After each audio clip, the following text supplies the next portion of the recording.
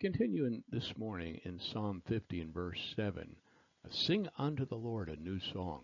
As I wrote in my commentary on Psalm 50 and verse 7 in the previous Breakfast Bible Bytes, there is a rather lengthy dialogue and song in Deuteronomy that will benefit us to read in conjunction as we study this psalm. It's about what true worship is and what it is not. We're reading from Deuteronomy 31:19 through 30, where the Lord told Moses, "Therefore write down this song for yourselves and teach it to the Israelites. Have them recite it so that the song may be a witness for me against the Israelites. When I bring them into the land I swore to give to their fathers, a land flowing with milk and honey, they will eat and their fill and prosper. They will turn to other gods and worship them, despising me and breaking my covenant. And when many troubles and afflictions come to them, this song will testify against them, because their descendants will not have forgotten it. For I know what they are prone to do, even before I bring them into the land I swore to give to them." So Moses wrote down this song on the day and taught it to the Israelites. The Lord commissioned Joshua, son of Nun, "Be strong and courageous, for you will bring the Israelites into the land I swore to them, and I will be with you." When Moses had finished writing down on the scroll every single word of this law, he commanded the Israelites who carried the ark of the Lord's covenant, "Take this book of the law and place it beside the ark of the covenant of the Lord your God, so that it may remain there as a witness against you. For I know how rebellious and stiff-necked you are. You are rebelling against the Lord. Now while I am still alive, how much more will you rebel after I am dead? Assemble all your tribe elders and your officers before me, so that I may speak these words directly to them and call heaven and earth as a witness against them. For I know that after my death you will be completely corrupt and turn from the path I have commanded you. Disaster will come to you in the future, because you will do what is evil in the Lord's sight, infuriating him with what your hands have made." Then Moses recited aloud every single word of this song to the entire assembly of Israel. So God was not caught off guard by Israel's unfaithfulness, neither is he surprised at our own weakness. Now in Deuteronomy 32, 1 through 43, here are the words to this song. In the age before print material was commonplace, history and doctrine were often communicated and committed by memory to memory by a song. "Pay attention, heavens and earth, and I will speak. Listen, earth, to the words of my mouth. Let my teachings fall like rain, and my words settle like dew, like gentle rain on new grass and showers on tender plants. For I will proclaim Jehovah's name. Declare the greatness of our God, the rock. His work is perfect. All his ways are entirely just. A faithful God without prejudice. He is righteous and true. His people have acted corruptly toward him. This is their defect. They are not his children, but a devious and crooked generation. Is this how you repay the Lord, you foolish and senseless people? Isn't he your father and creator? Didn't he make you and sustain you? Remember the days of old. Consider the years long past. Ask your father, and he will tell you, your elders, and they will teach you. When the Most High gave the nations their inheritance and divided the human race, he set the boundaries of people according to the number of people of Israel. But the Lord's portion is his people, Jacob his own inheritance. He found them in a desolate land, in a barren, howling wilderness. He surrounded them and cared for them and protected them as the pupil of his eye. He watches over his nest like an eagle and hovers over his young. He spreads his wings, catches him, and lifts him up by his pinions.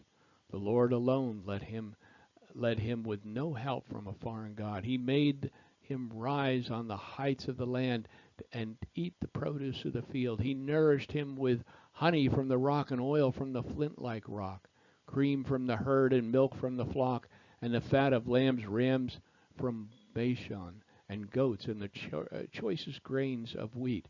You drank wine from the finest grapes, then Jeshurun became fat and rebelled. you became fat, bloated, and gorged. He abandoned the God who made him and scorned the rock of his salvation. They provoked his jealousy with foreign gods. They enraged him with detestable practices. They sacrificed to demons, not God, but gods they had not known, new gods that had just arrived, which your fathers did not fear. You ignored the rock who gave you birth. You forgot the God who gave birth to you. When the Lord saw this, he despised them, provoked them to anger by his sons and his daughters. He provoked to anger by his sons and daughters. He said, I will hide my face from them. I will see what will become of them, for they are a perverse generation, unfaithful children. They have provoked my jealousy with their so-called gods. They have enraged me with their worthless idols. So I will provoke their jealousy with an inferior people. I will enrage them with a foolish nation. For fire has been kindled because of my anger and burns to the depths of Sheol. It devours the land, it produces and scorches the foundations of the mountains. I will apply disaster on them. I will use my arrows against them. They will be weak from hunger, ravaged by pestilence and bitter plague. I will unleash on them wild beasts with fangs, as well as venomous snakes that slither in the dust. Outside, the sword will take their children, and inside there will be terror. The young man and the young woman will be killed, the infant and the gray-haired man. I would have said, I will cut them to pieces and blot out the memory of them from mankind, if I had not feared insult from the enemy, or feared that those might be misunderstood and say, their own hand has prevailed. It wasn't the Lord who did all this. Israel is a nation lacking sense, with no understanding at all. If only they were wise, they would figure it out. They would understand their fate. How could one man pursue 1,000, or two put 10,000 to flight, unless the rock had sold them, unless the Lord had given them up? But their rock is not like our rock. Even our enemies concede. For their vine is from the vine of Sodom, and their fields are from Gomorrah. Their grapes are poisonous. Their clusters are bitter. Their wine is serpent's venom, the deadly poison of cobras. It is not stored up with me, sealed in my vaults. Vengeance belongs to me. I will repay in the time their foot slips. For their day of disaster is near, and their doom is coming quickly. The Lord will indeed vindicate his people, and have compassion on his servants when he sees their strength is gone, and no one is left, slave or free. He will say, where are the gods, the rock they have found in refuge in? They ate of the fat of their sacrifices and drank the wine of their drink offerings. Let them rise up and help you. Let it be shelter for you. See, now I alone am he. There is no God but me. I bring death and I give life. I wound and I heal. No one can rescue anyone from my hand. I raise my hand to heaven and declare, as surely as I live forever, when I sharpen my flashing sword and my hand takes hold of judgment, I will take vengeance on the adversaries and repay those who hate me.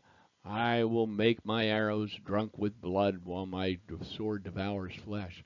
The blood of the slain and the captives, the heads of the enemy leaders. Rejoice, you nations, concerning his people, for he will avenge the blood of his servants. He will take vengeance on his adversaries. He will purify his land and his people.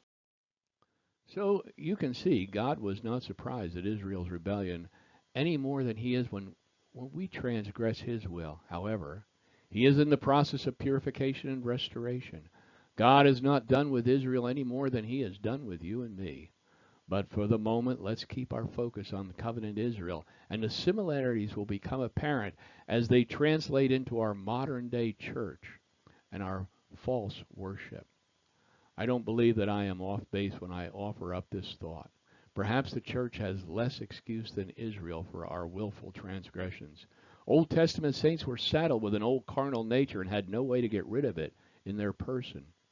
When we accept the resurrection of our Christ and his indwelling spirit, we are freed from the old nature, receive a new one with all of the holy attributes of Christ.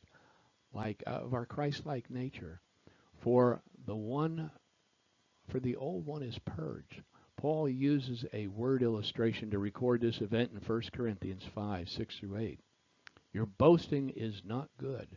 Don't you know that a little yeast permeates the whole batch of dough? Clean out the old yeast so that you may be a new batch. You are indeed unleavened, for Christ our Passover has been sacrificed. Therefore let us observe the feast, not with the feast of old or the yeast of malice or evil, but with unleavened bread of sincerity and truth. The law that determined worship was laid out in great detail in the book of the law, and while they may seem not applicable to us, the law that is, they are prophetic in nature and reveal the Messiah. The Israelites in and around the temple area were busy as bees, carrying out the details of the law concerning worship, yet they seem to have missed the spirit of the law. The revelation of the Messiah. Obvious examples of prophetic portraits of the Messiah are found in the blood sacrifices of atonement and in the details of the peace offering, which we will look at. In the next few Breakfast Bible Bites, we will look at these parallels.